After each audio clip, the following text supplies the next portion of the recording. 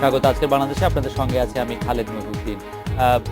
হালের কূটনীতিতেও থাকে নানামুখী রাজনীতি, তারই প্রতিফলন আওয়ামী লীগ, বিএনপি, বিজেপি, কংগ্রেস, তৃণমূলের তিস্তা সীমান্ত চুক্তি বিষয়ক অবস্থানে যুক্তরাজ্য এমনকি জাতিসংঘ পর্যন্ত কড়া নজর দেয় আমাদের সিটি নির্বাচনে। দেখা না দেখা শত্রুর বিরুদ্ধে অভিযানের রাজনীতি বিজ্ঞানের জয় জয়কার বিশ্বজোড়া। এসব নিয়ে আজকের আলোচনা কৌশল। কথা বলতে স্টুডিওতে আছেন ঢাকা বিশ্ববিদ্যালয়ের আন্তর্জাতিক সম্পর্ক বিভাগের অধ্যাপক আমেনা মহসিন, আছেন দৈনিক মানব কণ্ঠের উপদেষ্টা সম্পাদক পীর হাবিবুর রহমান, এবং কিছুক্ষণের মধ্যে আমাদের সঙ্গে যোগ দিচ্ছেন নিরাপত্তা বিশ্লেষক অবসরপ্রাপ্ত মেজর জেনারেল মোহাম্মদ আব্দুর রশিদ। স্বাগত আপনাদের। আমি অন্য অনেক প্রসঙ্গ বাদ দিয়ে আজকেই যে মন্ত্রী পরিষদ বিভাগ অনুমোদন দিল, ভারতীয় মন্ত্রী পরিষদ বিভাগ অনুমোদন দিল যে ল্যান্ড বাউন্ডারি এগ্রিমেন্ট বিল, এর ফলে আসলে মানে এইটা আমি সরল ভাষা আপনাকে জানতে চাই যে এর আমাদের পাওয়াটা আসলে কি বা কতখানি। দেখুন খালেদ, এখানে আমাদেরকে দেখতে হবে যে চুক্তি তো হয়ে গেছিল, তাই না? এবং আমাদের পাওয়াটা আমি যদি একদম আপনাকে পয়েন্ট বাই পয়েন্ট যাই, তাহলে আমি বলবো প্রথমে আমাদের পাওয়াটা হলো যে চুক্তিটা আমরা করেছিলাম এবং সেটার বাস্তবায়নটা হতে যাচ্ছে। প্রথমে সেটা একটা আমি বলবো আমাদের পাওয়া, যে আমাদের যেটা 1974 সালে যে চুক্তিটা হয়েছিল, পরে 2011-এ আবার সেটার একটা অ্যাডিশনাল প্রোটোকলের মতো সাইন হলো, সেগুলো আমরা এখন বাস্তবায়ন করতে যাচ্ছি। সেটা একটা আমাদের বড় পাওয়া আমাদের পররাষ্ট্রনীতির দিক থেকে। দ্বিতীয় যে জিনিসটা হলো সেটা ধরেন যেটা আনডিমার্কেটেড ছিল সেটা ডিমার্কেটেড হয়ে যাচ্ছে। সেটা একটা মানে একটা যেটাকে আমরা একটা টেনশন পয়েন্টও বলতে পারি, যে বাংলাদেশ ভারতের সম্পর্কে একটা টেনশন পয়েন্ট ছিল, সেটা মীমাংসিত হতে যাচ্ছে।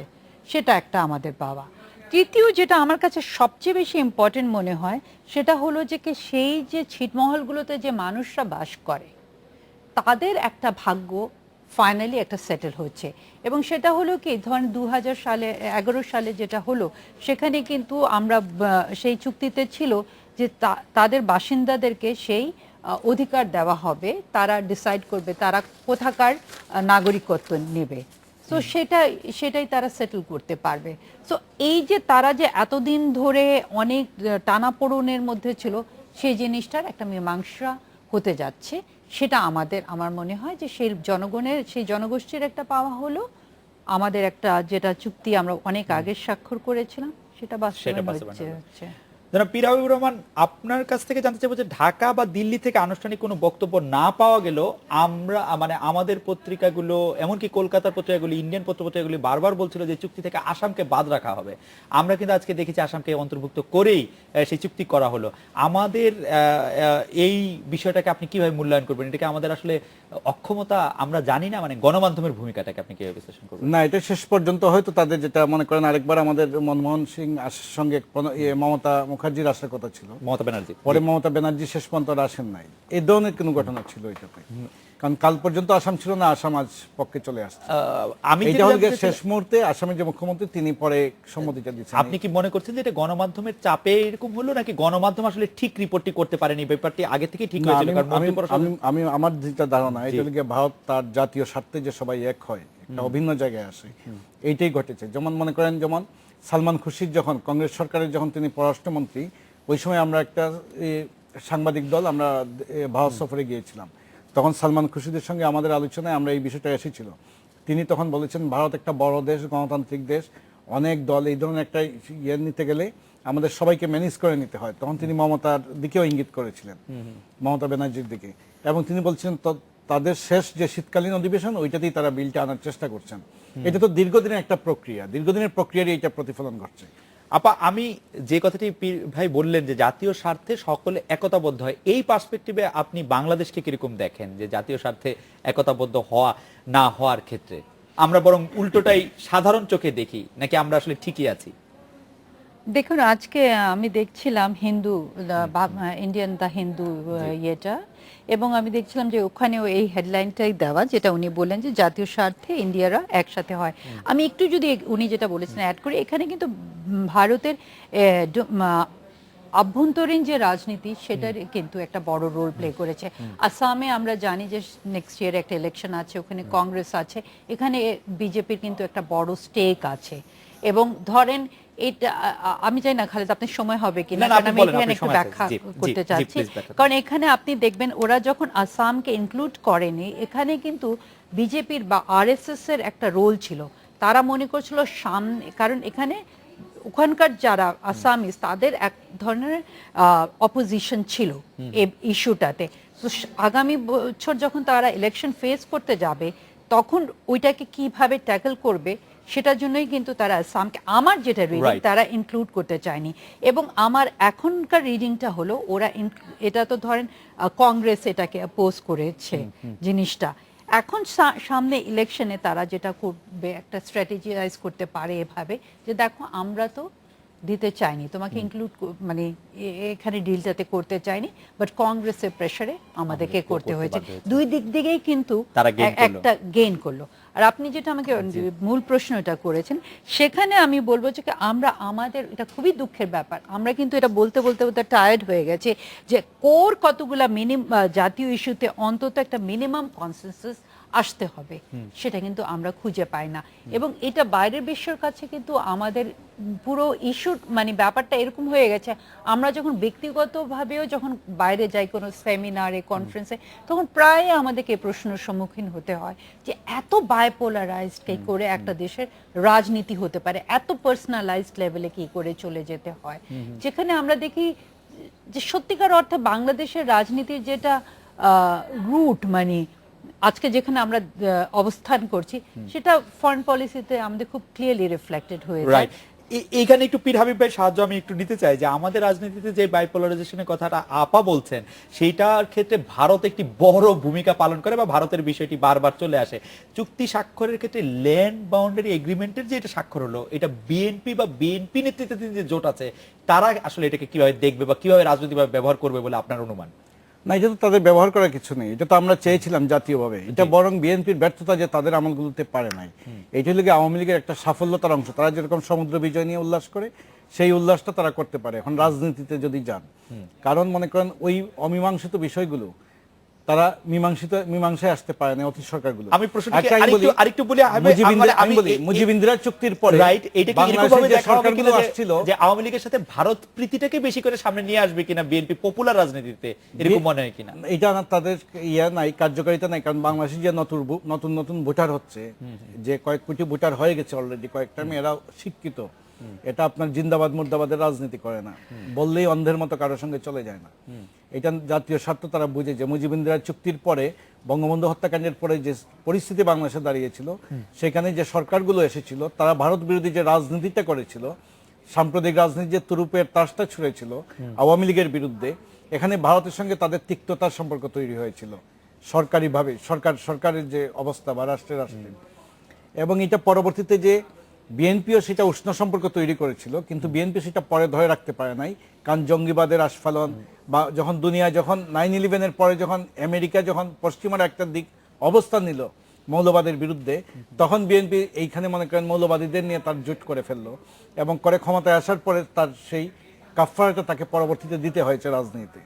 এবং আওয়ামী লীগ সেখানে সেকুলার টার্মের কার্ডটা নিয়ে আওয়ামী লীগ সেখানে এখন পর্যন্ত সে তার ঘুর দৌড়ে এগিয়ে যাচ্ছে।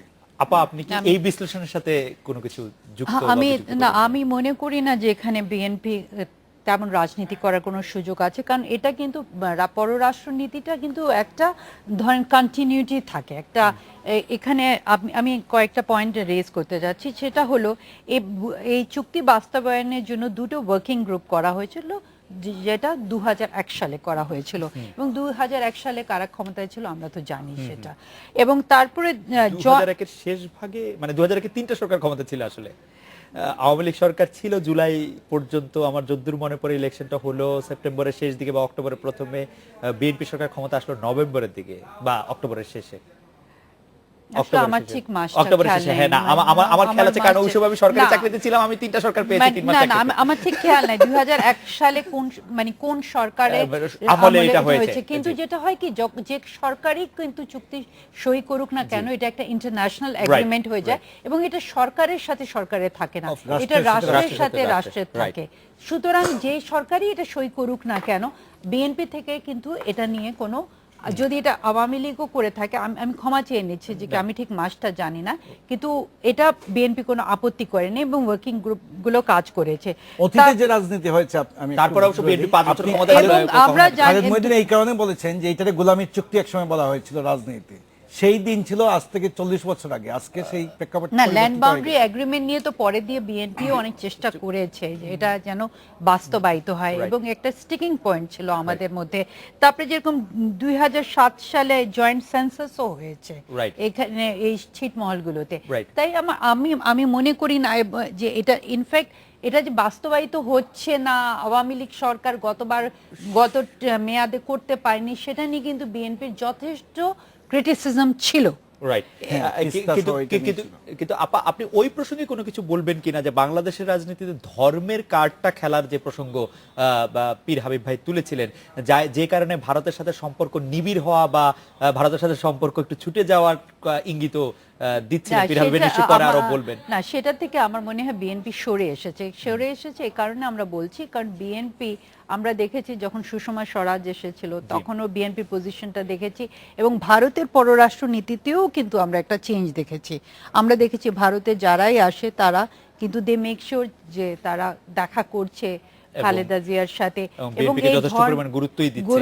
বেগম জিয়া যখন ভারত সফর করলেন, বেগম জিয়াকে যথেষ্ট পরিমাণ গুরুত্বই দেওয়া হয়েছে। এবং এই ধর্মের কার্ডটা যে এখন কেউই সেভাবে গ্রহণ করছে না, এবং মানে এই হয় কি, ধরেন আপনি একটা সময় পর্যন্ত এই কার্ডস গুলো প্লে করতে পারেন, পরে তো যখন কংক্রিট ইস্যুস গুলো আসতে থাকে, এবং মানে এটা বিএনপিও এখন ভালো করে উপলব্ধি করতে পারে যে বাংলাদেশের রাজনীতিতে ভারতের একটা বিরাট রোল আছে।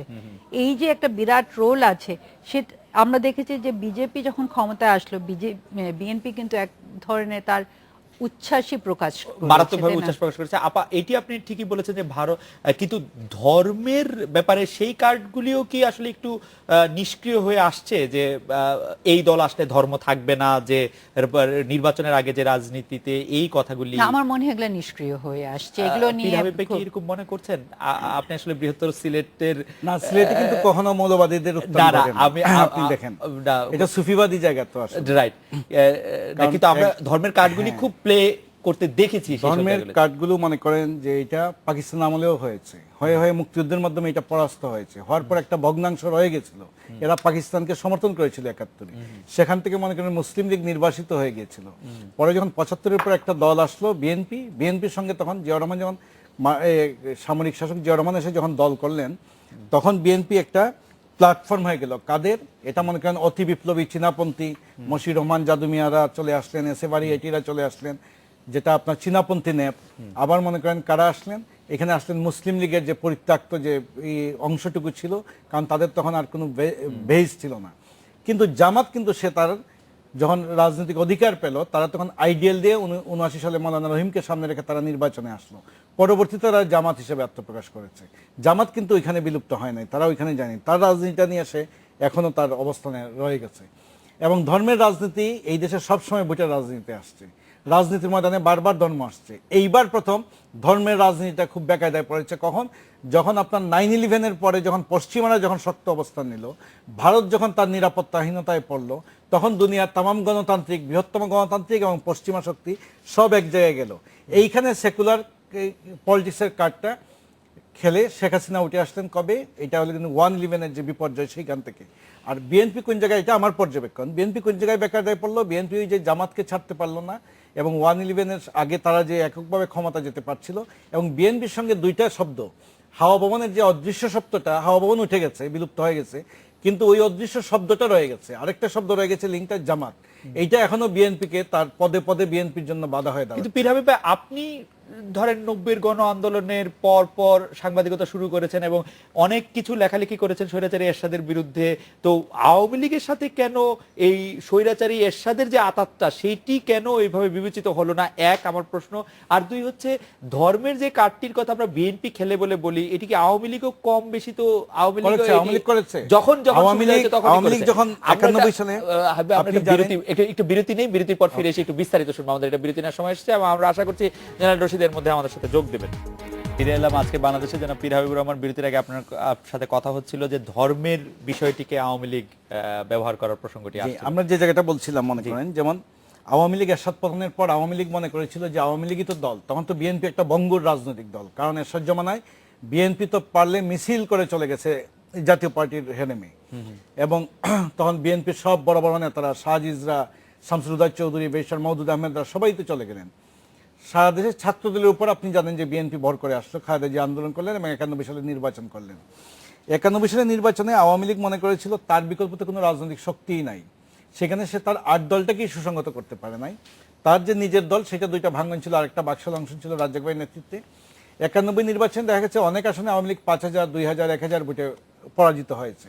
এতে বিএনপি ক্ষমতায় চলে আসছে পরবর্তীতে জামাতের সমর্থন নিয়ে সংখ্যাগরিষ্ঠতা পেয়ে। আওয়ামী লীগ এখান থেকে দেখলো যে না, এরশাদকে যদি তারা ছাড় দিত, এক্সিট দিত নির্বাচনটা একটু স্বাধীনভাবে করার, তাহলে বিএনপি এই ক্ষমতায় আসার সুযোগটা পেত না। তখন বুঝলো আওয়ামী লীগ বিরোধী ভোট সব ধানের শীষে পড়েছে এরশাদকে অবরুদ্ধ করে দেওয়ার কারণে, তাকে জেলে রাখা, তার নেতাদেরকে জেলে রাখা, তাদেরকে করে জিম্মি করে নির্বাচনটা করে নেওয়া। এরপরে তারা তখন বললো যে জামাত এবং আওয়ামী বিভক্ত ভোটকে আলাদা করতে হবে। তখন আওয়ামী লীগ তত্ত্বাবধায়ক সরকারের জামাত এবং জাতীয় পার্টিকে সঙ্গে নিল এবং জামাতের সঙ্গে সংসদের ভিতরে বাইরে আওয়ামী লীগ নেতাদের বৈঠক অব্যাহত ছিল। সেটা ছিল তত্ত্বাবধায়ক সরকারের আন্দোলন, কিন্তু তারা জোট করে নাই, বিএনপি যেটা করেছিল বা সরকারে তারা নেয় নাই, তারা জামাতকে ইউজ করে ছেড়ে দিয়েছে। তারা যখন ক্ষমতায় আসছে বঙ্গবন্ধু হত্যা মামলাটা শুরু করেছে। পরবর্তীতে দেখেন জামাত করলো কি, জামাত দেখলো যে আরে আমি তো আমার অনৈক্যের কারণে, বিএনপি দেখলাম আমার অনৈক্যের কারণে তো আমি ক্ষমতা যেতে পারলাম না, 116 সিট নিয়ে আমার 96 সালে বিরোধী দলে বসতে হলো। তখন বিএনপি করলো কি, আবার মতিউর রহমান নিজামী আর খালেদা জিয়ার টেলিফোন, কাজী জাফর দুতিয়ালি করলেন। এইভাবে করে তারা আবার একটা পুরা আমিনি টামিনি মিলিয়া বাংলা হবে আফগান যারা বলছিল, স্লোগান তুলছিল, আপনি জানেন যে তাদের সবাইকে নিয়ে তারা জোট করলো। তারা দেখলো এখানে হলো 63%। তারা হিসাব করেছিল 96 এর ফলাফল দেখে যে যদি জোট করে আওয়ামী লীগের বিরুদ্ধে 63% এক জায়গায় হয়। এইটা করার পরে আওয়ামী লীগ তখন মনে করেন, আওয়ামী লীগ 2001-এ 96 ভালো শাসন ব্যবস্থা দেওয়ার পরেও আওয়ামী লীগ কিন্তু তার জনপ্রিয়তা রাখার, উন্নয়ন রাখার পর 98 বন্যা করার পরেও আওয়ামী লীগ কিন্তু আসতে পারলো না। গঙ্গা চুক্তিও করেছিল, পার্বত্য শান্তি চুক্তিও করেছিল, যদিও বিএনপি ওইগুলো নিয়ে রাজনীতি করেছিল যেগুলো বাতিল করে দেবে, পরবর্তীতে করে নাই। তারা আরো সুসম্পর্ক করেছে এবং যারা আওয়ামী লীগকে 96 ইলেকশনে আওয়ামী যে কৌশল নিয়ে আসছিল সেই শক্তিটা পরবর্তীতে গণতান্ত্রিক শক্তি, বাইরের শক্তি সবাই বিএনপির দিকেই তাদের ন্যাক নজরটা দিয়েছিল। এটা আপনি জানেন যে পর্দার সেই জন্য আওয়ামী লীগ আবারও সেই আবার ডিভাইড এন্ড রুলের পলিসিতে গেল এবং জাতীয় পার্টি এবং আওয়ামী লীগ না, আওয়ামী লীগ পরে দেখলো যে না, এখন তো বিএনপি যে জামাতকে নিয়ে মৌলবাদীদেরকে নিয়ে যে শক্তিটা করেছে, আমার এখন সেকুলার রাজনীতি দেখতে যেতে হবে। আওয়ামী লীগ কি বললো, অসাম্প্রদায়িক গণতান্ত্রিক বাংলাদেশের স্লোগান নিয়ে আসলো 2006-এর নির্বাচনের আগে, যে নির্বাচনটা হলো না, জাতির জীবনে 1/11 আসলো। আওয়ামী লীগ তখন সমস্ত ছোট ছোট দল মনে করেন যাদের কোনো আসন নাই, যাদের কোনো বড় বড় নেতা আছেন, কোনো সাংগঠনিক ভিত্তি নাই, এই যে ওয়ার্কার্স পার্টি, আরো কি ন্যাপ মনে করেন মুজাফর সব তো বাড়িতেই আছে, ন্যাপ কি গণতন্ত্রী পার্টি, এইরকম মনে করেন দলগুলোকে নিয়েও আওয়ামী লীগ জাসদ নিয়ে আওয়ামী লীগ একটা জোট করলো এবং 91-এর পরেই কিন্তু আওয়ামী লীগ আবার বাকশালকে একীভূত করলো, রাজ্জাক ভাইকে ফিরিয়ে নিয়ে আসলো। এইভাবে করে আওয়ামী লীগ শেখ হাসিনা তার রাজনীতিটা, ক্ষমতায় যাওয়ার রাজনীতিটা তো ক্ষমতায় যাওয়ার জন্য, এই ক্ষমতায় যাওয়ার রাজনীতিটা তিনি করলেন। এরপরে এরশাদকে শেষ মুহূর্তে পল্টনে নিয়ে আসলো। এরশাদ গায়েব হয়ে গিয়েছিলেন ঢাকা শহরে, আপনি জানেন, কারণ তাকে তারেক রহমানও নিতে চেয়েছিলেন বিএনপি জোটে। রাইট, তিনি কিছুদিন বিএনপি, এই বিভক্তির খেলা, এই জন্য জোটের রাজনীতি হলো, আবির্ভাব ঘটলো বাংলাদেশের রাজনীতি। আমি আপনার কাছে একটু জানতে চাইবো যে আপনি প্রথমেই বলছিলেন যে এই বিভক্তির রাজনীতি এত বেশি ব্যক্তিগত পর্যায়ে পৌঁছে গেছে যে আমাদের অনেক সময় আন্তর্জাতিক মহলে অনেক ধরনের প্রশ্নের জবাব দিতে হয়। আপনি যদি সর্বশেষ সিটি নির্বাচনের সার্বিক চিত্রের কথা দেখেন, যেগুলি কূটনীতিবিদদের কাছে গুরুত্বের সাথে বিএনপি তুলে ধরছে, দলের এই অবস্থানটি আপনি কিভাবে বিবেচনা করেন? যে কূটনীতিকদের, বিদেশি কূটনীতিকদের কাছে যাচ্ছে, যে বলছে যে এই মানে আমি যদি আপনাকে শিরোনাম পড়ি একটি বার্তা সংস্থার, তারা বলছে শেরম্যানের কাছে বিএনপির অভিযোগের প্রমাণ, যুক্তরাষ্ট্রের পররাষ্ট্র দপ্তরের কর্মকর্তা ওয়ান ডে শেরম্যানের কাছে সিটি নির্বাচনে ভোট কারচুপি সহ বিভিন্ন অভিযোগের প্রমাণ বিএনপি চেয়ারপারসন দিচ্ছেন। তো সেইটি আপনি কিভাবে বিশ্লেষণ করেন? দেখুন, উনি যে কথাটা বলছিলেন, আমি একটা মানে যদি কনক্লুশন ড্র করি, মানে আপনাদের এখানেও কিন্তু এগুলো নিয়ে আমাদের অনেক আলাপচারিতা হয়েছে যে এটা কি আদর্শের দ্বন্দ্ব না ক্ষমতার দ্বন্দ্ব, এবং আমার পজিশন কিন্তু বারবারই একটা ছিল যে এখানে আদর্শিক দ্বন্দ্ব আমি খুঁজে পাচ্ছি না, এটা একটা ক্ষমতার দ্বন্দ্ব। এখন দেখেন যে যেভাবে ব্যবহার করেছে, এই যে দেখেন, আমরা এটাও একবার বলেছিলাম যে আমাদের রাজনীতির যে একটা নিজস্ব গ্রামার আছে না, মানে রাজনীতির নিজস্ব একটা গ্রামার আছে। আপনি যে প্রশ্নটা আমাকে করলেন যে বিএনপি যে ফুটেজ দেখাচ্ছে, প্রমাণ দেখাচ্ছে ওয়েন্ডি শেরম্যানকে, এটা মানে আমাদের রাজনীতি, মানে এটা আমাদের তো কাম্য না। তাই না? কিন্তু এখানে যেহেতু আমরা এমন একটা রাজনৈতিক পরিবেশে বা অবস্থায় আছি যেখানে আমরা কিন্তু কোনো স্ট্যান্ডার্ডই রাখছি না, যে যেভাবে পারে যতটুকু পারে এবং যে প্রক্রিয়ায় পারে না কেন একে অন্যকে ছোট করার একটা প্রয়াস। সেখানে ধরেন ভেতরের চাপে তো কোনো কাজ হচ্ছে না। ধরেন যে নির্বাচন হয়েছে সেই নির্বাচনে তো আমি জানি না আপনার এখানে কি স্ট্যান্ডটা থাকবে, কিন্তু ওনার স্ট্যান্ডটা তো আমি মোটামুটি জানি, কারণ উনি তো এটা নিয়ে লিখেছেনও এবং এটা আমরা বিভিন্ন পত্র পত্রিকায় দেখেছি, আমরা টিভিতে দেখেছি। আমরা বিভিন্ন মানে শারমিন মোর্শেদ ব্রতির উনি তো এটা ওপেনলি বলেছেন যে ওনারা 191টা কেন্দ্রের পর্যালোচনা করেছেন এবং প্রত্যেকটাতে ওনারা দেখেছেন যে কারচুপি হয়েছে এবং ওনারা এটাকে মানে মনে করেন যেটা যে নির্বাচনটা হচ্ছে এটা একেবারেই ফেয়ার না। এটা সেইখানে ধরেন এখন বিএনপি এই যে মিডিয়ার চাপটা, তো সরকার আমরা দেখছি মিডিয়ার চাপ বলুন, তারপরে নাগরিক সমাজরা যে কথা বলছে, কোনো কিছুতেই তো আমরা দেখছি যে আমরা একটা ফেয়ার ইলেকশন পাচ্ছি না। এটার জন্য আমরা ইলেকশন কমিশনকে তো গালিগালাজ করে কোনো লাভ নেই, কারণ এখানে রাষ্ট্রযন্ত্র কিন্তু সেভাবে ব্যবহৃত হচ্ছে। সেখানে এখন বিএনপির কাছে আপনি অল্টারনেটিভটা কি রাখছেন? আমি একটু জনাব পীর হাবিবুর রহমান আপনার কাছে বলতেছি, বিএনপির আসলে কি করার আছে? আমরা বলছি বটে যে বিদেশিদের কাছে রাষ্ট্রযন্ত্র ব্যবহার মানুষের যদি মিনিমাম ন্যূনতম আত্মসম্মান বোধ থাকে, এটিএম শামসুদ্দা কমিশন নির্বাচন কমিশনকে যে উচ্চতায় রেখে গিয়েছিলেন এই ভোটের কাজী রকিবউদ্দিন সেইটা রাখতে পারেন নাই। তিনি বিকেলবেলা যে ভোটের পরে পান চিবিয়ে চিবিয়ে তিনি যে মনে করেন আয়েশের সঙ্গে বোঝা যাচ্ছে যে বিকালের সুইট স্লিপ থেকে উঠে এসে তিনি যে সংবাদ সম্মেলন করেছেন সুন্দরভাবে বলে বসছেন ভোট সুষ্ঠু হয়েছে, অথচ গণমাধ্যমকে তাহলে ভুল, গণমাধ্যমের প্রিজাইডিং অফিসার সিল মারছে তিনি কি করেছিলেন? বা মনে করেন নির্বাচনের আগে যেমন বিএনপি চেয়ারপারসন বেগম খালেদার গাড়ি বহরে যে হামলা হয়েছে, এটা কি মেনে নেওয়া যায়? এটা হয় না। বাংলাদেশের রাজনীতিতে বিভক্তির তিক্ততায় এমন এক জায়গায় আসছে, এটা একটা ক্ষত দগদগে গায়ের মতো। কোথা থেকে শুরু হয়েছে? আমি অতীত যদি বাদই দেই, মিনিমাম জায়গাটা যদি ধরি, দুইটা ছোট জায়গা। একটা হলো 21-এর গ্রেনেড হামলা আজীবনের গণতান্ত্রিক দল আওয়ামী লীগকে এই জায়গায় এই বিশ্বাস থেকে সরিয়ে দিয়েছে যে এই দেশে বিরোধী দলের রাজনীতি করা যাবে।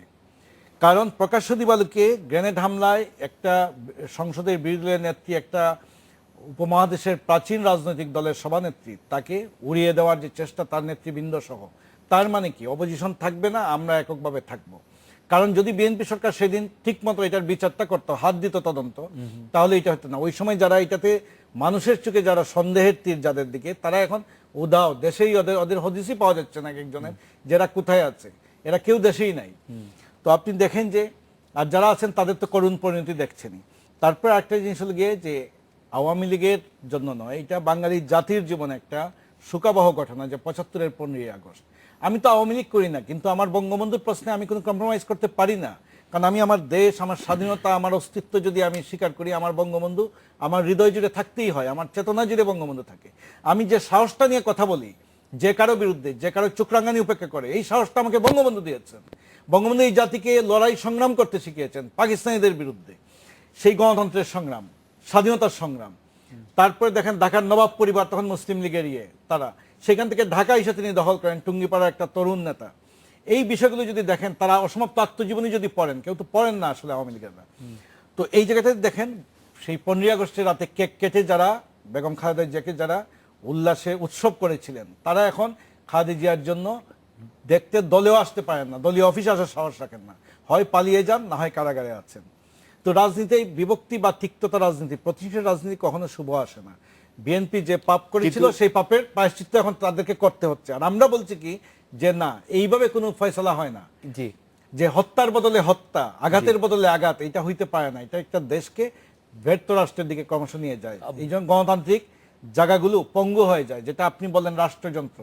রাষ্ট্রের প্রতিটি প্রতিষ্ঠান দিনে দিনে দুর্বল হয়। বিএনপি এক সরকার থেকে আরেক সরকারে আপনি বিএনপির প্রায়শ্চিত্তের কথা বলছেন, কিন্তু কোনো কারণে আপনার এরকম কি মনে হচ্ছে যে আওয়ামী লীগেরও কোনো না কোনো ভাবে প্রায়শ্চিত্ত করতে হতে পারে কোনো কারণে? আপনি কি মনে করেন পাবলিক সেন্টিমেন্ট কি আওয়ামী লীগের পক্ষে? কারণ আগের সিটি কর্পোরেশন নির্বাচনগুলোতে কি প্রতিফলন ঘটেছে মানুষের ভোটের? অবাধ নির্বাচন হয়েছে, আওয়ামী লীগের সবগুলোতে যোগ্য প্রার্থী ছিল। রাজশাহীতে মনে হয় একটা বিদেশি শহর, এত সুন্দরভাবে খায়রুজ্জামান লিটন সাজিয়েছে। হিরণ সাজিয়েছিলেন বরিশাল। তালুকদার খালেক একজন গণমানুষের নেতা, খুলনার উন্নয়ন করেছিলেন। তারা তাদের মতো ডাক সাইটে নেতারা কামরান, এরা পরাজিত হয়ে গেছেন অনেক দুর্বল প্রার্থীর কাছে, বিপুল ভোটে। তাও এটা ছিল আওয়ামী লীগের বিরুদ্ধে রায়। আর আওয়ামী লীগ সরকার সেটা কারণ আসলে বাংলাদেশের জনগণ এমনিতেই 5 বছর আওয়ামী লীগ সরকার সেটা আরো কিভাবে বিবেচনা করছে সেটা নিশ্চয়ই দেখবো। আমরা একটা বিরতি নিয়ে আসছি। বিরতির পর আমিনা আপা আপনার কাছে আরেকটি বিষয় জানতে চাইবো যে বিএনপির সাথে যে জামায়াতের সখ্য নিয়ে সেটা আরো কিভাবে বিবেচনা করছে সেটা নিশ্চয়ই দেখবো। আমরা একটা বিরতি নিয়ে আসছি। বিরতির পর আমিনা আপা আপনার কাছে আরেকটি বিষয় জানতে চাইবো যে বিএনপির সাথে যে জামায়াতের সখ্য নিয়ে EU parliament, European union parliament আগে থেকে অসন্তুষ্ট ছিল, এখন যুক্তরাষ্ট্র জামায়াত বিএনপির জোটবদ্ধতা নিয়ে মানে অনেক ধরনের প্রশ্ন তুলছে, বিশেষ করে জামায়াতের রাজনৈতিক অধিকারের বিরুদ্ধে চলে যাচ্ছে বলেও অনেকে মন্তব্য করছেন। এই যে জামাত নিয়ে প্রভাবশালী রাষ্ট্রগুলো অবস্থান যে বদলে যাচ্ছে, সেটি আসলে আপনি কিভাবে বিশ্লেষণ করছেন সেটি আমরা একটু শুনবো আপনার কাছে। আমরা একটু বিরতি নিয়ে ফিরে এলাম আজকের বাংলাদেশে। আমাদের সাথে জেনারেল আব্দুর রশিদ যোগ দিয়েছেন। আমি তার কাছে প্রথমে জানতে চাই, আপা আমি আপনার কাছে একটু পরে আসি। আমি তার কাছেই জানতে চাইবো যে 3 সিটি নির্বাচনের আগে পরে জাতিসংঘ, যুক্তরাষ্ট্র, যুক্তরাজ্য সহ কিছু প্রভাবশালী দেশের প্রতিনিধিদের কার্যক্রম ও মন্তব্য আমরা শুনছি, দেখছি। আপনি কি মনে করছেন, কূটনৈতিক পর্যায়ে সরকার এক ধরনের চাপে আছে কিনা? একটি সুষ্ঠু ভালো তদন্ত দাবি করছে দেশগুলো এবং সরকার থেকে বলা হচ্ছে যে বিদেশি চাপে আসলে নতি স্বীকার করা হবে না। সেটি তো একটি বিষয়। যখন হচ্ছে আমরা তো আর বিশ্বের বাইরে কেউ না, আমরা বিশ্বের ভেতরেই একটা কাজ করি। তো যখন আপনার বন্ধুরা বলবে যে এই জিনিসটা একটি প্রসঙ্গ, তখন সেটি যতই চাপ অনুভব করেন আর নাই করেন, এটি একটি চাপ হিসাবে সবসময় গণনা করা যায়। আর তারা যে বক্তব্যটা দিচ্ছে সেই বক্তব্যের সাথে হয়তো সরকারের অনেকে, আমরা অনেকেই হয়তো একমত নই। সেটি হচ্ছে যে বিদেশের যে আমাদের দেশের আভ্যন্তরীণ বিষয় যে মন্তব্য করার আগে আমি মনে করি যে তথ্যগুলো তাদের কাছে যায়, সে তথ্যগুলোর বিশ্লেষণ হবার পরে, তার সত্যতা নিরূপণ করার পরে, তার গুরুত্ব কতটুকু সেটিকে যাচাই করার পরে মন্তব্য করা উচিত। আমি যেটা দেখেছি সেটি হলো যে নির্বাচন চলছিল, সকালবেলায় আপনারা যারা দেখাচ্ছিলেন আমরা দেখছিলাম, বেশ প্রতিটা বুথই আমরা শান্তশিষ্ট দেখলাম। এক সময় দেখলাম যে বিএনপি বর্জন করলো, তার সাথে সাথেই হয়তো একজন রাষ্ট্রদূতের টুইটে আমরা প্রতিটি দেখেছি। বুথ শান্তশিষ্ট দেখলেন। আপনি কি টিভি বা অনলাইন মিডিয়াগুলিতে আমাদের এরকম রিপোর্ট দেখেন যে পোলিং এজেন্টদেরকে বের করে দেওয়া হচ্ছে? সকালেই পোলিং এজেন্টদেরকে বের করে দেওয়া হচ্ছে, যেতে দেওয়া হচ্ছে না। অনেক কেন্দ্রে প্রিজাইডিং অফিসার আপত্তি জানাচ্ছেন, তিনি নির্বাচন শুরু করতে পারছেন না। কয়েকটি কেন্দ্রে, একাধিক কেন্দ্রে এরকম খবরও তো ছিল। মানে আমি যেটা বিবেচনায় নিয়েছি সেটি হচ্ছে যে অনেক চ্যানেল দেখাচ্ছে। জি, আপনার বাংলাদেশের ভোটের ব্যাপারে যেটি আমরা দেখেছি, কোনো ভোটকেই আমরা দেখিনি যে 100% যেটা আদর্শ কোনো গন্ডগোল হয়নি, এরকম ভোট আমি দেখিনি। আমার ব্যক্তিগতভাবে আমার 3টা জাতীয় ইলেকশন করার বিভিন্ন ইতে অভিজ্ঞতা আছে। তো সেখানে এই যে গন্ডগোল, কোনো বুথ ক্যাপচার, তারপর যেখানে যাদের কর্মী বাহিনী বেশি সেখানে তাদের চাপ বেশি, এবং এটি নিয়ন্ত্রণ করতেই তো সবসময় নিরাপত্তা বাহিনীরা হিমশিম খেয়ে যায়। আচ্ছা, তো সেই জায়গাটা থেকে আমরা সংখ্যা দেখতে চেয়েছিলাম, কত সংখ্যায় হচ্ছে। যদি সেই সংখ্যার গণনা করা হয় তাহলে পরবর্তীতে আমরা দেখলাম যে কেউ বলে 66, কেউ বলে। তার মানে আপনি বলতেছেন সেটি আসলে ঢাকা 2 সিটি কর্পোরেশন এবং চট্টগ্রাম মিলে 29টি কেন্দ্র, তার মধ্যে একটি সামান্য ঘটনা। পীর হাবিব ভাইও কি এরকম বলবেন যে আসলে আমরা সকাল থেকে যে নির্বাচন দেখছি বিএনপি বর্জনের আগে? দেখেন, টকশোতে অনেকদিন পরে আসি না। আসলে টকশোতে গিয়া একটা বড় চাকরি হারিয়েছি। আওয়ামী লীগের নেতা যে উদার, যার সাথে আমার বেডরুম পর্যন্ত যাওয়ার সম্পর্ক ছিল, তুফাইল আহমেদের মতো নেতা, 2টা শব্দ বলে চাকরি হারিয়েছি। যদিও বিশ্বাস করি না যে তার কারণে হয়েছে, সবাই বললেও কিন্তু কথা বলবো। কিন্তু আমি তো মানুষের বাইরে না, আমার তো চোখ আছে, চোখ খোলা। আমার তো হাত বাঁধা নাই, আমি দেখতে পারবো না কেন? আমি তো এখনো সচল, আমি তো হাঁটতে পারি, আমি মুভ করতে পারি। আমরা তো মুভ করেছি, আমরা তো টিভি দেখেছি, পজিশনশীল ছাপ্পড় মেরেছে, প্রিজাইডিং অফিসার ছাপ্পড় মারছে, এজেন্ডার ছাপ্পড় মারছে সরকারি দলের। ভাবলাম আমি এজেন্ট দিতে পারে না এই বিএনপি, একটা অসহায় দল, সে শক্তি ক্ষয় করে এসেছিল। এটা তো ঠিক, বিএনপি একটা হটকারী রাজনীতিতে গিয়া, হটকারী কর্মসূচি নকশালবাড়ি স্টাইলের একটা রাজনীতি গিয়া তার সমস্ত শক্তি ক্ষয় করে এই নির্বাচনে সে পলিটিক্সে প্রত্যাবর্তন করেছে সে। কিন্তু এটা তো ঠিক যে খাদিজের গাড়ি বহরে হামলা হয়েছে, সেই গাড়ি বলে যারা হামলা করেছে তাদেরকে গ্রেফতার করা হয় নাই, এইটা সত্য, তাদেরকে আটক করা হয় নাই। কিন্তু সেই ক্ষেত্রে অবশ্য সরকারের উচ্চ মহল থেকে এটা বলা হয়েছে যে এটি আসলে হামলা না, এটি একটি মারামারি, চেয়ারম্যান সিকিউরিটি ফোর্স আসলে গুলি করেছিল পর্যন্ত। 3 দিনের ঘটনা ঘটেছে। না, প্রথম আমি দিনেরটা বুঝলাম যে আমি বাংলা মোটরটা না হয় আপনি বলেছেন এটা। প্রথম দিনের উত্তরটা আমি দেখছিলাম, মানে আমি তখন লাইভে ছিলাম, আমি দেখছিলাম যে ওটি আসলে কালো পতাকা প্রদর্শন ছিল বেগম জিয়ার পক্ষে, এবং সেই সময় বেগম জিয়ার যে যারা আশেপাশে যারা ছিলেন তারা আসলে খুব হুমকি ধামকি ধমক এরকম দিচ্ছিলেন সেই সময় থেকে। দেবেই তার সাথে থাকলে জি, সিকিউরিটি কেন তাহলে? সিকিউরিটি মানে কালো পতাকাটাই কালো পতাকা তো পড়ছে, এসে গাড়িতে পড়েছে, গাড়িতে দেখা গেছে, এটা ছবি ছাপা হয়েছে। জি। তারপর এটা কেন করা হবে? এটা তো ভালো না, এটা তো ভালো লক্ষণ না। ক্ষমতা চিরস্থায়ী না, মানুষই চিরস্থায়ী না, ক্ষমতা তো আরো চিরস্থায়ী না। এখন আমি আপনাকে বলি যে যেটা বলছেন যে এই যে পশ্চিমাদের একটা চাপে সরকার আছে, এই চাপের কারণেই সরকার বলছে কোন চাপ সরকার মানে না। সরকার যখন বলে যে আমরা কোন চাপকে মানব না, চাপের কাছে নথি স্বীকার করবো না, তখনই বোঝা যায় যে চাপ আছে। যখন এস্টিমেট বক্তব্য আসে মিডিয়ায়, তখনই বোঝা যায় চাপটা কি ধরনের আছে, চাপের শক্তিটা কতটুকু। কিন্তু এটা বলতে পারে যে আমরা একটা স্বাধীন সার্বভৌম দেশ, আমি এটা মানবো না। পশ্চিমবঙ্গে একটা পুরসভার বুথে 8 জন সহিংসতায় মারা গেছে, মমতা বাহিনী কেন্দ্র দখল, তৃণমূল ছাপ্পা ভোট। সেখানে একজন সাবেক স্পিকার, যেটা মনে করেন কংগ্রেস জোটের সময় প্রথম যে ছিলেন, তিনি বলেছেন যে ভারতকে, পশ্চিমবঙ্গের মানুষকে আবার মুক্ত করতে হলে দ্বিতীয় স্বাধীনতা সংগ্রাম করতে হবে, মমতার হাত থেকে মুক্ত করতে হলে। আরেকজন চিফ জাস্টিস, তিনি রাস্তায় নেমেছেন, বলেছেন শান্তির জন্য। এরকম পরিস্থিতি ওখানে। তো সেখানে ভারতকে তো যুক্তরাষ্ট্র বলার সাহস পায় না, কারণ সেখানে তার শক্তিটা অন্য জায়গায়। আর আমাদের দেশে কি করেছি আমরা? বলেছি সাহায্য দিবা না। বিএনপি আওয়ামী লীগ সবাই মিলে বলেছেন আমাদের তো আর সাহায্য এরশাদের পরে কি হয়েছে? আমরা মধ্যাহ্ন বুঝ নৈশভোজ খাওয়ায় এক সরকারের বিরুদ্ধে আরেক বিরোধী দল, যখন যারা বিরোধী দল তারা এই কালচারটা করেছেন। এই কালচারটা করে আমাদের যে বলেন যে স্বাধীন সার্বভৌম, এই মেরুদণ্ডটা দুর্বল করে দিয়েছে। আমরা এই বিষয়ে 1 মিনিট যদি জেনারেল রশিদ আপনাকে শুনি, তারপর আমরা আপনার কাছে যেতে চাই। আমাদের মেরুদণ্ড কি সত্যি এখন অনেক দুর্বল হয়ে গেছে? যে আমাদের মেরুদণ্ড দুর্বল হয়েছে আমি বলবো না, আমি বলবো যদি আমি আগের বিবেচনায় নিই অনেক সবল হয়েছে। অনেক সবল হয়েছে কেন সেটা আমি বলতে চাচ্ছি যে আগে হচ্ছে আমাদের দেশ, যেটা আপনি বললেন যে আমাদের এটা দাতা নির্ভর দেশ ছিল। তো সেখানে আমরা জানি যে আগে PL 480-তে যদি গম না আসতো বাংলাদেশে দুর্ভিক্ষ হইতো। তো সেক্ষেত্রে বাংলাদেশের এখন দাতা নির্ভরতা কমার ফলে বাংলাদেশ অনেক শক্তভাবে তাদের সিদ্ধান্ত নিতে পারে, এবং এই যে আমি যে চাপের কথা বলা হচ্ছে, চাপের মধ্যে তো সে দাঁড়িয়ে আছে। তো সেটিকে আমি ওইভাবেই দেখি। যে আরেকটি হলো যে আমাদের মতো উন্নয়নশীল দেশের আমি কোনো কিছুই আদর্শ পাই না। উন্নয়নশীল দেশের সব কিছুর ভেতরেই অনেক যুদ্ধ চলে। তো সেই ক্ষেত্রে আপনি যদি একটি শান্তিপূর্ণ পরিবেশের দিকে যেতে হলে এটি আমি হঠাৎ করে পাবো না, এটাকে ধীরে ধীরে চর্চার মাধ্যমে এগিয়ে যেতে হবে। প্রফেসর আমেনা মহসিন, আমি আপনার কাছে বিরতির আগে প্রশ্ন করেছিলাম যে জামায়াত বিষয়ে যে শক্তিশালী রাষ্ট্রগুলোর অবস্থান সম্পর্কে, বা এমনকি ইউরোপীয় ইউনিয়নের যে পার্লামেন্ট, তাদের অবস্থানটা আপনি কিভাবে দেখেন? তারা আসলে জামায়াতের সাথে রাজনৈতিক অধিকারের বিরুদ্ধে তাদের একটা অবস্থান চলে যাচ্ছে জামায়াতের। হ্যাঁ, দেখুন, এটা আমাদেরকে মাথায় রাখতে হবে যে তারা কি চাচ্ছে আমাদের থেকে। যেটা রশিদ ভাই বলার চেষ্টা করছিলেন, সে জায়গাটায় আমি যাই যে উনি বলছিলেন যে উনি হয়তো একভাবে ব্যাখ্যা করেছেন, আমি অন্যভাবে ব্যাখ্যা করব যে হ্যাঁ, আমাদের পজিশনটা আগের চেয়ে অনেক স্ট্রং। এই স্ট্রং পজিশনের কারণে ধরেন আমি আইডেন্টিফাই করব, একটা হলো যে আমাদের স্ট্র্যাটেজিক লোকেশনটা একটা বিরাট ফ্যাক্টর। আমরা মুসলিম প্রধান দেশ, সেটাও কিন্তু একটা ফ্যাক্টর। কারণ ওই যে জঙ্গিবাদে যে একটা ভয় থাকে ওদের পশ্চিমা বিশ্বের মাথায়, কিন্তু এই ভয়টা সবসময় আছে। এবং আমরা কিন্তু মুসলিম প্রধান দেশ, এবং এটাও যেটা উনিও বলছিলেন কিছুক্ষণ আগে, যে আমাদের দেশ কিন্তু আবার আমাদের কালচারটা প্রচণ্ডভাবে সেকুলার। সো এইটা কিন্তু আমাদের একটা বিরাট অ্যাসেট হিসাবে আমি দেখব।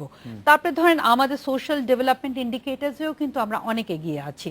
পলিটিক্যালি কিন্তু আমি এটা বারবার বলি যে পলিটিক্যালি আমরা অনেক পিছিয়ে যাই, কিন্তু আমাদের সমাজ, আমাদের জনগণ আমাদেরকে এগিয়ে নিয়ে যায়। আমাদের ব্যর্থতা, মেজর লিমিটেশনটা হলো যে পলিটিক্যাল পার্টিসগুলোর মধ্যে যে অনৈক্য।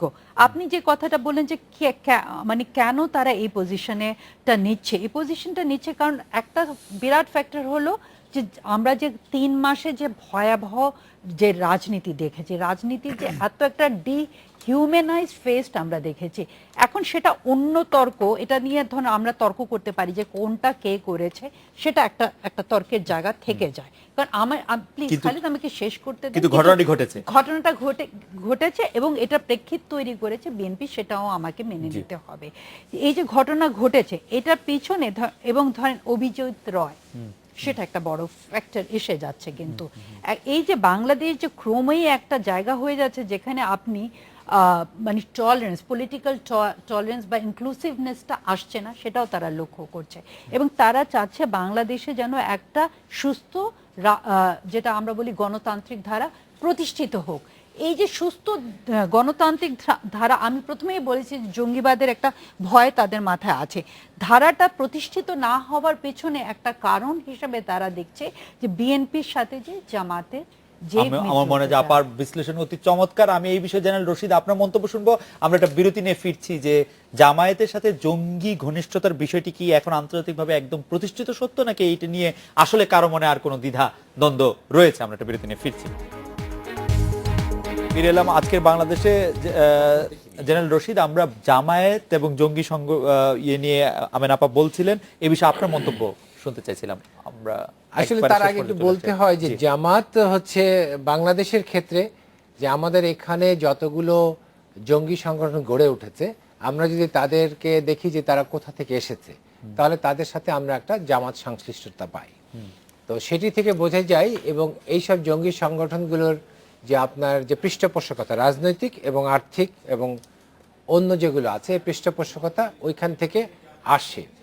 তো সেই ক্ষেত্রে যখন আমাদের বিশ্বে কিন্তু আমাদের দেশ যেমন বিভাজিত, আমাদের বিশ্বের বন্ধুরাও সেরকম একটা বিভাজিত অবস্থা আমি দেখি। তো তাদের কাছে তারা জামাতকে এই জায়গাটাতে নিতে তারা কখনোই রাজি হয়নি। তারা মনে করে যে এটি হচ্ছে একটি গণতান্ত্রিক চর্চা করে এই দলটি, এবং এই দলটিকে যদি রাজনৈতিক স্পেস না দেওয়া হয় তাহলে জঙ্গিবাদ বাড়বে। কিন্তু তাদের এই ধারণাটা পরিবর্তন হওয়া শুরু হলো যখন ইউরোপ নিজে বা ইউরোপ আমেরিকা তো আগে আক্রান্ত হয়েছে, ইউরোপিয়ান ইউনিয়ন দেশগুলো আক্রান্ত হলো, তখন তারা দেখলো যে জঙ্গিবাদ যদি অন্য দেশেও গ্রো করে সেটি আবার আমাদেরকেও আঘাত করে। তো এর সাথে তাদের পারসেপশনের একটু চেঞ্জ হলো। সেই পারসেপশনের ধারা থেকে তারা এখন এই লিঙ্কগুলোকে হয়তো অধিকতর বিশ্বাস করার চেষ্টা করছে। এবং লাস্ট যেটা আমেরিকান কংগ্রেশনাল হিয়ারিং এর সাব কমিটি হিয়ারিংয়েও দেখেছি যে এই প্রশ্নটা উঠে এসেছে। তো সেখান থেকে মনে হয় যে আমি বলবো না ধারণা পরিবর্তিত হয়েছে, বাট ধারণা পরিবর্তনের দিকে যাচ্ছে বলে মনে হচ্ছে। আপনার বিশ্লেষণ মানে আমি যদি একটু জেনারেল রশিদের সাথে একটু সাপ্লিমেন্ট করি যে ইউ পার্লামেন্টের সুপারিশের পর আপনি নিশ্চয়ই জানেন মার্কিন কংগ্রেসের 30 এপ্রিল শুনানিতে জামাতকে নিষিদ্ধ করার প্রসঙ্গ প্রথমবারের মতো উঠেছিল। আপনি যদি এই প্রসঙ্গে একটু বলতেন। এটা দেখেন, এর আগে ইউরোপিয়ান ইউনিয়ন বলেছে, জি, তারপরে মার্কিন কংগ্রেস বলেছে, আলাপটা উঠেছে। এর আগে বলা হয়তো জামাতের সঙ্গে মার্কিন স্টেট ডিপার্টমেন্টের সখ্যতা এত তীব্র ছিল যে ওইখানে তারা যেরকম জামাই আদর পেত, এইখানেও তাদের রাষ্ট্রদূত এসে জামাতের অফিসে পর্যন্ত গেছেন, আপনি জানেন। তো তাদের যে সখ্যতা এটা চির ধরেছে তারা যখন এই পলিটিক্সটাতে করতে গেছেন। এবং রশিদ ভাই যেটি কথাটা বলেছেন জেনারেল রশিদ, যে আমরা এখন অর্থনৈতিকভাবে আর কারোর কাছ প্রতি হাত মুখী না, আমরা কারো দিকে তাকিয়ে থাকি না আমাদের অর্থনীতির জন্য, এই কারণে যে দাঁড়িয়েছে সেইটা ঠিক না। বঙ্গবন্ধু বলেছিলেন, আমার অবস্থা যদি চিলির আলেনদের মতো হয় আমি সাম্রাজ্যবাদের কাছে মাথা নত করবো না, বিশ্ব 2 শিবিরে বিভক্ত, শোষক শোষিত, আমি শোষিত এর পক্ষে। সমাজতান্ত্রিক অর্থনীতির দিকে কমিউনিস্টদের সাথে নিয়ে তিনি সমাজতান্ত্রিক অর্থনীতি বাস্তবায়ন করতে গিয়েছিলেন একদল। সেটা করতে গিয়ে কি হলো, মুক্তিযুদ্ধকেই মেনে নেয় সেদিন মার্কিন সাম্রাজ্যবাদ। তারা সেদিন আপনার তলাবিহীন জুরি বলেছিল, নিক্সন প্রশাসন, তারপরে কিসিঞ্জার বলেছিল। তো আজকে মনে করেন আমি বলি যে সেইখানে বঙ্গবন্ধু পরিবার পরিজন সহ জাতীয় আন্তর্জাতিক ষড়যন্ত্র ছিল সেইটা, এবং মার্কিন লবির লোকরাই মুশতাকের সঙ্গে গিয়েছিলেন, মুশতাক নিজেও মার্কিন লবির ছিলেন। আমি শেষ করছি যে আজকে কূটনৈতিক যে জায়গায় 2 সুপার পাওয়ার নেই, কিন্তু আজকে অনেক শক্তি দাঁড়িয়ে গেছে দুনিয়ায়। মনে করেন এদিকে রাশিয়া, এদিকে চীন, এদিকে ভারত, এই যে জায়গাটা ইন্দিরা গান্ধী নিজেও রক্ষা পান নাই জীবন নিয়ে, কিন্তু আজকে ভারত অনেক দূর চলে গেছে, তার রক্তের উপর দিয়ে ভারত অনেক উপরে চলে গেছে। এই জায়গাতে শেখ হাসিনা কূটনৈতিক ডিপ্লোমেসিতে শেখ হাসিনা সেকুলার কার্ড নিয়ে সুবিধাজনক অবস্থানে, কিন্তু এই দেশে আপনি যাই করেন, জঙ্গি মোকাবিলার যাই করেন, জনগণকে সঙ্গে নিয়েই করতে হবে, এটাই আমি বুঝি। আপা আমাদের 40 সেকেন্ড সময় আছে, যে জনগণকে সঙ্গে নিয়ে করতে হবে যাই করা হোক। সেকুলার কার্ড নিয়ে একটু এগিয়ে গেছে যদিও আওয়ামী লীগ, এই বিষয়ে আপনার কোনো মন্তব্য আছে কিনা? দেখুন আমার মনে হয় কি 40 মিনিটে আমি সেকুলার 40 আর সেকেন্ড। রিলিজিয়াস এর যে ওই 40 জায়গায় যদি সেকেন্ডে আমরা না আমি যাই। যেতে চাচ্ছি না, কারণ সেকুলারিজমের আমার মনে হয় এটা নিয়ে খালেদ আপনি সিরিয়াসলি একটা টক শো করা দরকার, বিকজ সেকুলারিজম এবং রিলিজন এটা আমার মনে হয় আমরা এখানে বুঝিই না। কারণ যে পলিটিক্সটা আওয়ামী লীগ করছে এবং যেই পলিটিক্সটা বিএনপি করছে, দুটোই কিন্তু এই এই ইহ জগৎ নিয়েই করছে, পরজগৎ নিয়ে করছে না। সুতরাং এখানে একটা বিরাট ক্ষমতার দ্বন্দ্ব আছে, আপনি কোন কার্ডটা ব্যবহার এবং করছেন, আপনি কোনটা আগেও কোনটাই যেটি বলছেন যে করছেন। এটা আসলে আদর্শের না, এটা আসলে এটা ক্ষমতার ক্ষমতার দ্বন্দ্ব। দ্বন্দ্ব। প্রফেসর আমেনা মহসিন, পীর হাবিবুর রহমান এবং জেনারেল রশিদ, আপনাদের অনেক ধন্যবাদ দিয়েছিল আজকের বাংলাদেশে। দেখা হচ্ছে আগামীকাল এই সময়। শুভরাত্রি।